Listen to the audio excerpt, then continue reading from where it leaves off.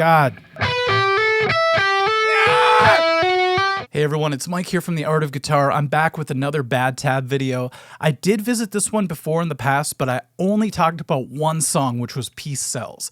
But this book is so full of mistakes that I thought I had to go back and do the entire book eventually. So here we are. Anyone who learned out of this book, by the way, this is the selections from Peace Sells and So Far So Good So What. They chose 8 songs and they tried to transcribe it, but it's a disaster. And when you're young and you're trying to learn these tunes, it really leaves you with this hopeless feeling of dread, like you're never going to be able to play these songs because they're so difficult according to how they transcribed it that it just feels like it's never going to happen for you. Now, when you learn it the real way, it's still difficult, but not nearly as difficult. So today I have the Game Boy back for the page holder. A lot of people like the Game Boy, so I'm going to go with that. We're going to start with the first tune, which is one of my favorite Megadeth tunes, Wake Up Dead. Now, when you're starting out, sometimes you don't know how to do anything but read tab. So I hated it when they would put these chord figures in instead. So according to the beginning of this, it would sound like this.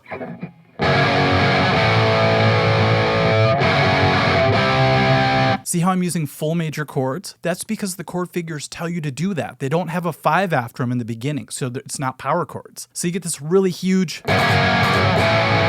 sound that's not even close to the real thing.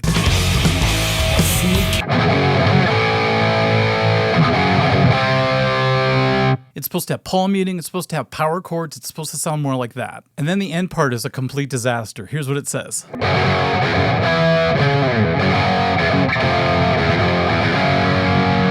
Now that I've experienced tab for so long and I know what to look for the red flags, I know whenever there's a lead part that looks like this, it's usually wrong. Here's what the tab says to do for this lead part. You're probably like, what part of the song is that? Now when you do it the right way, it's just a series of pull-offs.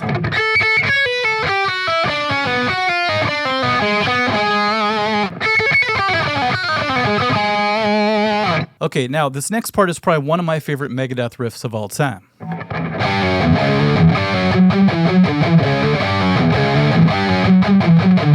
It's got a real nice flow to it, right? And there are 2 guitars doing harmonizing parts. But the book has us doing both parts with one guitar, so it makes it really impossible to do it up to speed. Here's what the book says. By the way, the book says not to do palm mutes, but to do string mutes, so it sounds weird.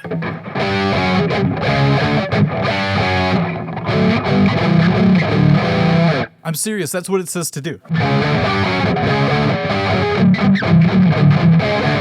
Oh, that is so tough. When you could just be going...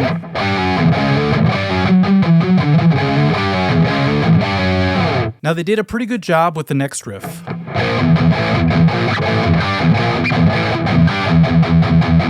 But then Dave does his patented spider walk down, and they mess it up a little bit, making it more difficult than it has to be. So really you just have to go. But for some reason the tab book wants to cut off the flow of that and have us jump back up. It just interrupts the entire flow of that when you could just go. Now there's a really sweet pull-off lick right before the big breakdown riff, which is one of my favorite riffs as well. But it's really supposed to be just this. Now take a look at what the book says to do. I'm going to try to do this slow. I can't promise that I could do it up to speed, but let's see.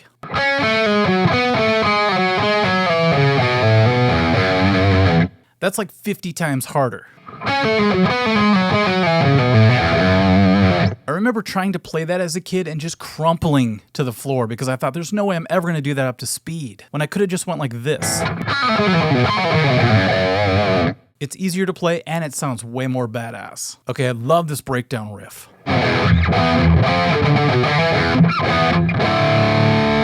Here's how the tab book has it. I'll do it slow first so you can take in all of its glory.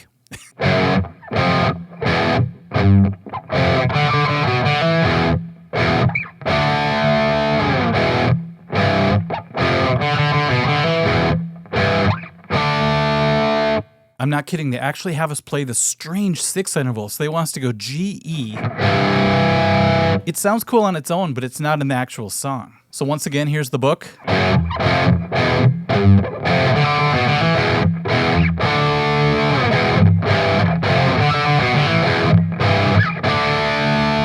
versus the real way, which is a lot easier.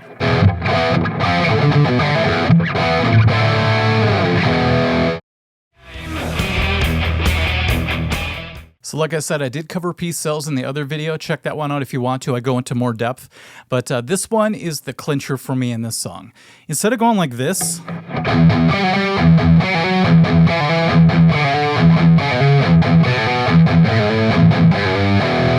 the book assumes it's just two guitars playing two separate parts. So one of the guitars they say is going like this,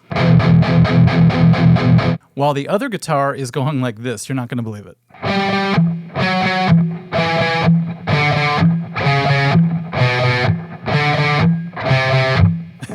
I love those last two notes because they're so off. Now, the beginning of Bad Omen is not the worst thing in the world. They say to go like this. That sounds really cool, but if you listen really carefully, you could hear that it's actually a couple different notes in there.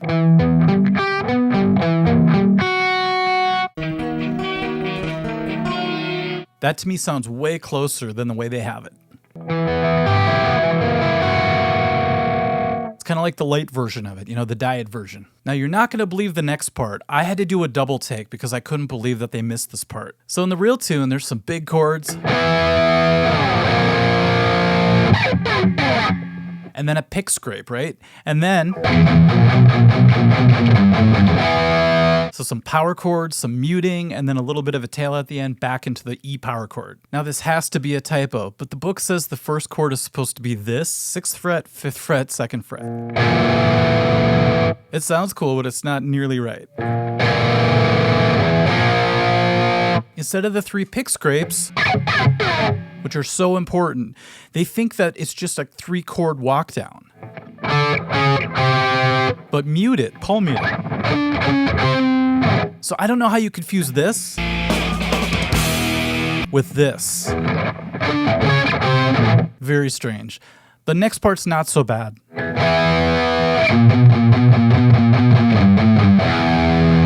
It's just a little bit weak with those single notes instead of the power chords.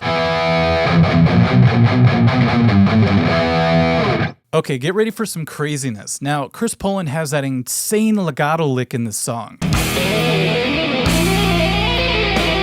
And it's really just a pattern. If you really practice it, you can get it pretty smooth. So here's what it sounds like slow.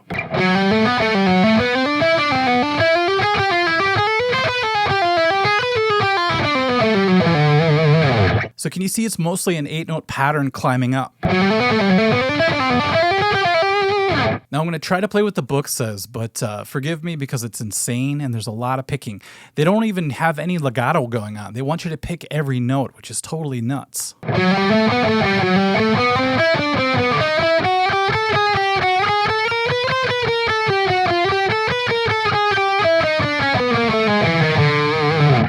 Oh my God, that's crazy. Now I've been racking my brain trying to figure out how they deciphered this next riff the way they did. So I'll play it slow first. The actual riff is like this.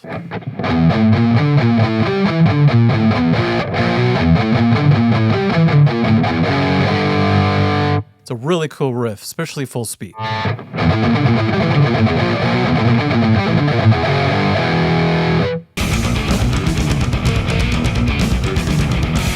Got kind of a Pantera vibe, doesn't it? But watch what they say to do. They say one guitar has to just do a bunch of mutes, while the other guitar goes like this.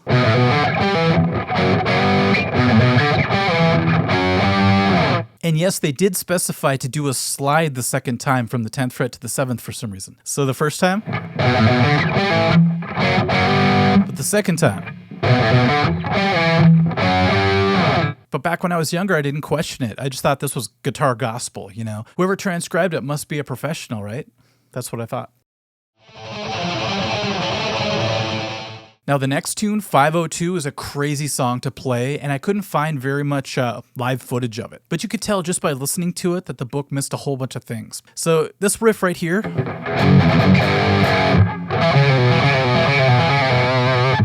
see how it just has that really cool chromatic pull-off? That's a total Mustaine move. The book wants us just to do these lame pull-offs. When the real way sounds so much more intense. That 4-note tack is so cool. Versus... Now, usually I have mercy and I say I can't blame the transcriber for certain parts, but the next part is just too crazy. So there are a couple ways that I've seen people play it, and then from using my ear, I'm gathering that it's close to this.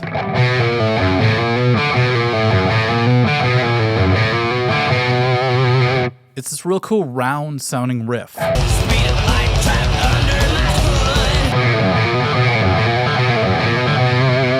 It's kind of like a country lick, really fast country lick. You can also do it up here, it's a little different.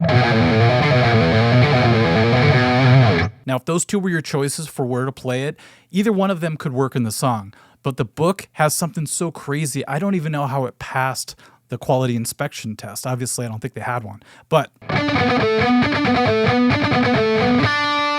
that doesn't even sound like a Megadeth riff, does it? So instead of going like this, or they say... Now, even though my take might not be perfect what they do, it's way closer than what the book says. Now, here's a part where I could tell if you don't know what technique's being used, it's really hard to figure out what's going on. It's actually a tap that's very pattern-based.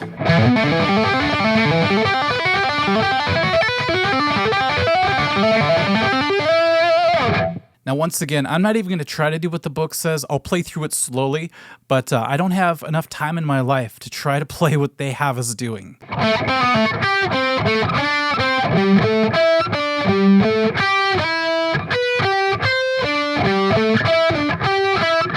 God.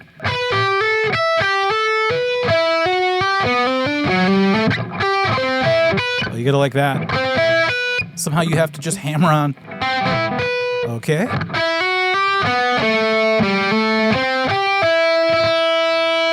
And that made me laugh too. You end off on an E note on the 2nd string 5th fret, but then they want us to hit just the open E string afterwards for no reason.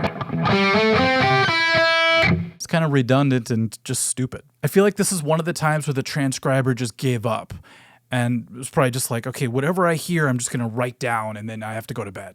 Now, once again, I love contrasting between that jarbled up mess and what he's actually doing, which is just that pattern, tapping pattern.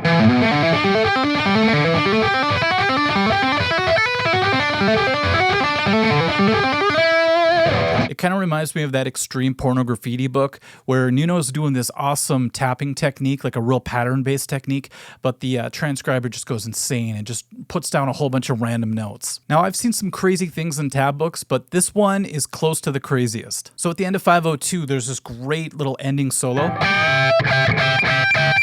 So first there's that intense double stop bend part, but afterwards the guitar just goes nuts. And the transcriber just leaves it blank. In other books, it says this part is left blank or just ad lib if you want to. This one, there's no sign of any of that. It's just nothing. It's just blank staff. I picture the transcriber just being so agitated, so out of his mind at this point that he just throws the pen down and walks off. One of the coolest intros to a song is Into the Lungs of Hell when it kicks in. And Dave does this really intense Phrygian dominant climb. And there's real pattern based, like I keep saying, and the book takes away the pattern completely. So if you play the real way, it's actually pretty easy to follow.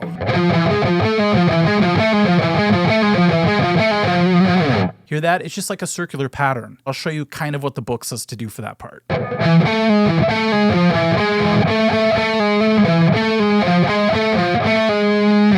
Just mixing and matching notes everywhere. There's no rhyme or reason to it. And the real version, once again,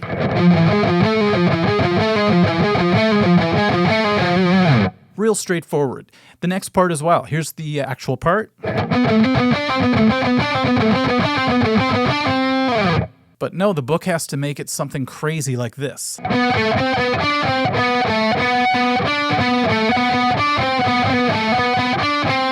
And now there's a very logical climb. If you know the scale, it works really well. So the real version.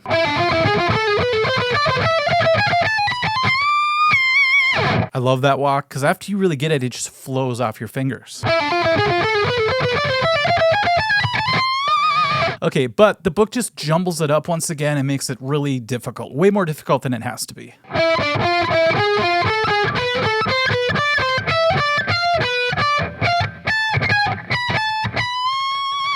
And then they want us to bend a whole step on the 19th fret, which is a half step off, so it's not even going to sound right, even if you get to the top of that mountain.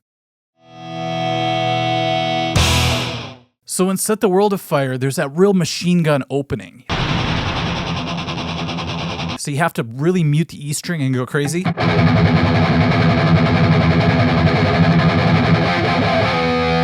Right? It's just unrelenting. Now, according to the book, you're just supposed to play an E power chord with an open E string as well. And there's no palm muting. It doesn't say to palm mute. So instead, you just have to play the 3 fattest strings of your guitar at lightning speed with no muting.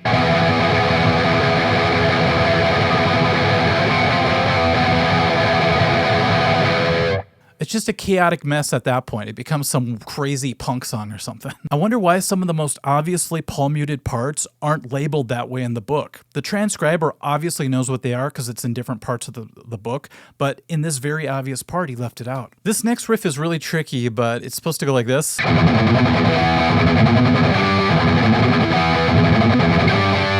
It's a fun riff to play once you get the pattern flowing, but the book takes away the pattern once again, which interrupts the flow and makes it sound really awkward. Plus, that's how I'm playing it. I know if I practiced it more, it could sound a little bit better, but here's the book's version.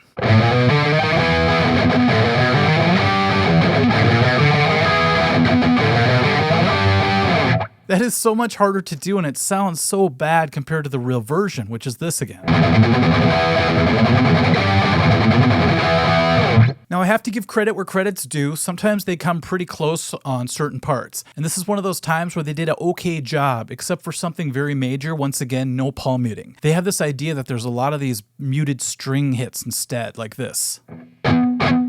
Which, by the way, do exist in this album. We're going to come across some later. But in this case, it's not here.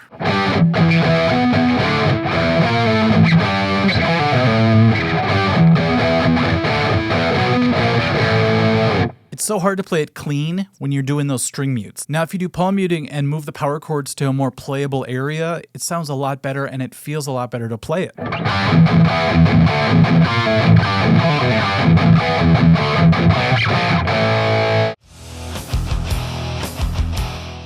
The next song is my favorite Megadeth song. It's actually very meaningful to me. I used to listen to it during a very dark time, and I guess you can see why. It's called In My Darkest Hour. And the real riff has this cool stretch in it.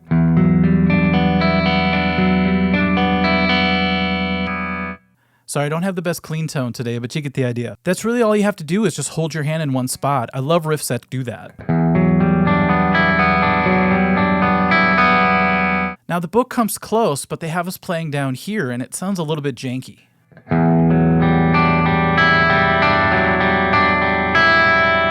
So they leave out the last note completely, and it just doesn't sound as full or as good. The next part, Dave, goes like this.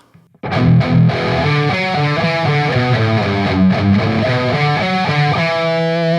I didn't know he played it up here and then moved that much. You know, I saw the video for it, so I had kind of the cheat code for it.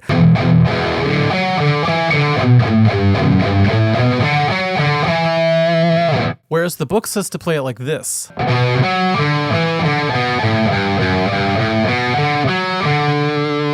And that kind of makes sense because you're going to stay down here for the next part according to the book, so I can see why they did it down there. But the way Dave does it allows him to come back to this really strange hand position. See how he's already here? Then he just has to switch to this and he's ready to go. To do that part again. So it's more about convenience for him, but it also sounds better, in my opinion, on the thicker strings like that. Now, earlier I mentioned that those string mutes do happen in this album, and this is a good example of it, but they screwed up the chord that surrounds it. So one of the coolest riffs of all time, in my opinion.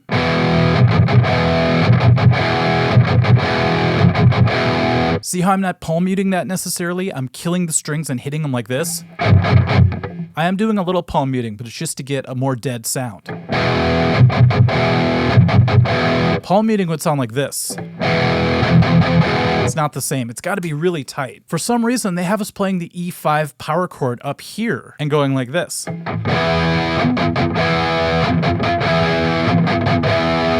Sounds more like a Def Leppard type of thing instead of this. Now this part killed me because there's a descending chromatic walk down, and it goes like this.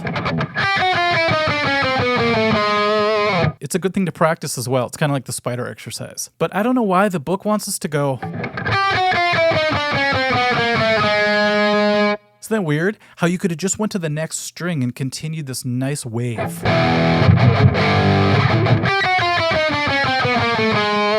I guess that was too easy. They had to make it harder.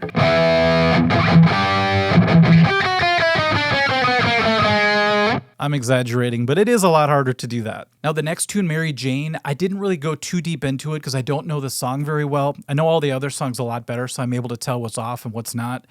But hopefully you enjoyed all of those crazy discrepancies in this book. You could see why it drove a lot of people crazy and why I had to make a video about it. So these bad tab videos are always fun to do. If you have any bad tab books that you have that you want me to check out, let me know. I've got a couple in mind that I'm thinking of checking out soon. But I had a lot of fun going through this one and just finding those disasters to bring to you guys. All right, everyone. Thank you so much for watching. We'll catch you at the next video. Bye-bye.